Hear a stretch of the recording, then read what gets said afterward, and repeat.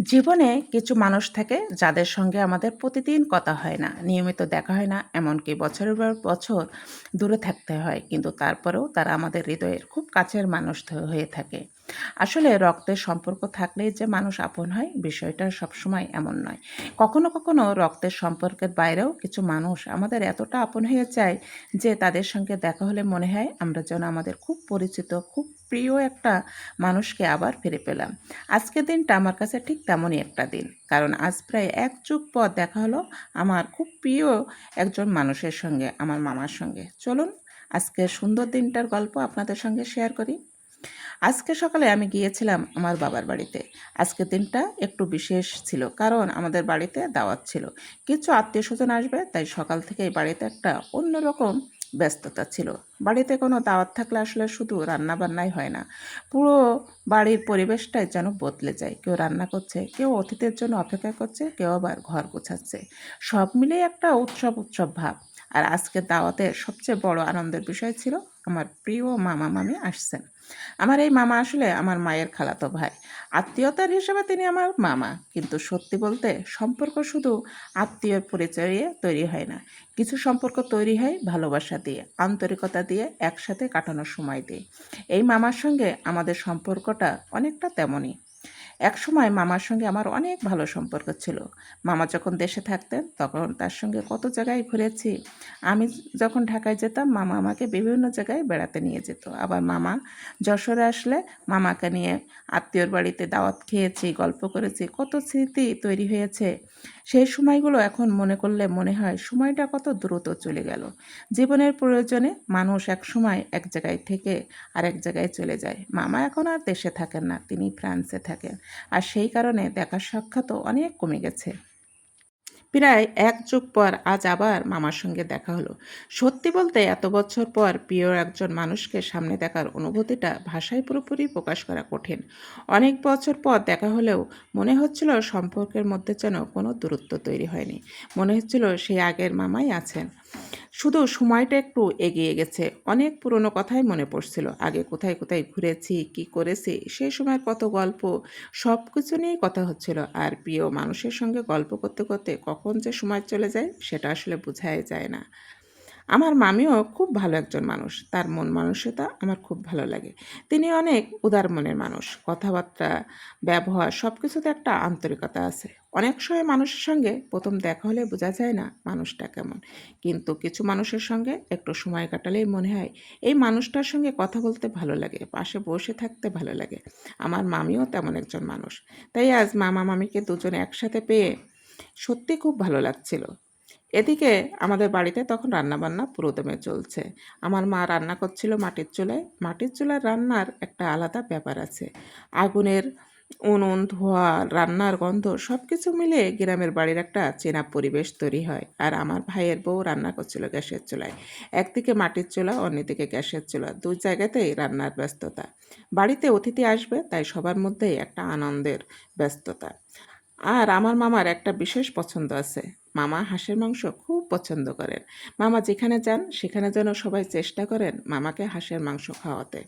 কারণ প্রিয় মানুষের পছন্দের খাবারটা মনে রাখা, এটাও তো ভালোবাসার একটা সুন্দর প্রকাশ। আজও তার ব্যতিক্রম হয়নি। দাওয়াতে হাঁসের মাংস রান্না করা হয়েছিল। রান্নার সময় পুরো বাড়িতে খাবারের সুন্দর একটা গন্ধ ছড়িয়ে পড়েছিল। তখন মনে হচ্ছিল আজকের দিনটা শুধু খাবারের জন্য নয়, আজকের আসল আনন্দ হচ্ছে সবাই একসাথে হওয়া। মামা শ্বশুরও ঢাকা থেকে বেড়াতে এসেছিল, তাই সব মিলে আজ অনেকেই একসাথে হয়েছিলাম।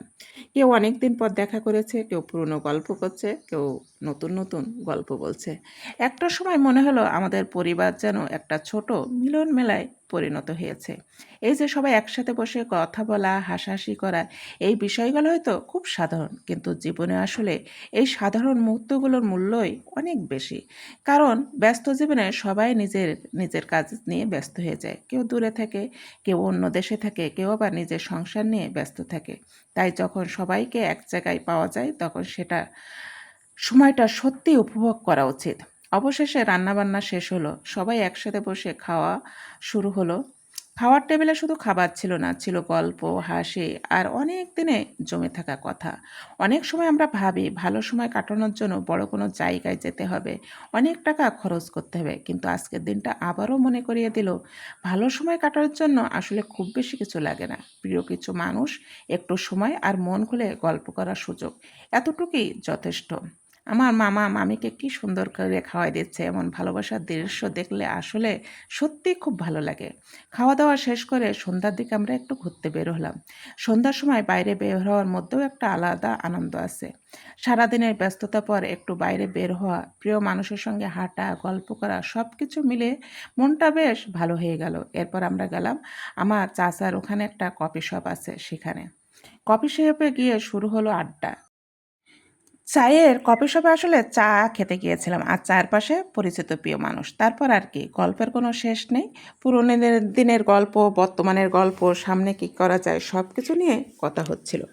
একটা সময় খেয়াল করলাম আমরা আসলে অনেকক্ষণ ধরে গল্প করছি, কিন্তু সময় কীভাবে চলে যাচ্ছে কেউ বুঝতেই পারছে না। মনে হচ্ছিল এই মুহূর্তটা যদি আর একটু দীর্ঘ হতো। কিছু সময় থাকে যেগুলোকে ঘড়ির কাঁটা দিয়ে মাপা যায় না, সেই সময়গুলো সত্যিই অনুভব করতে হয়।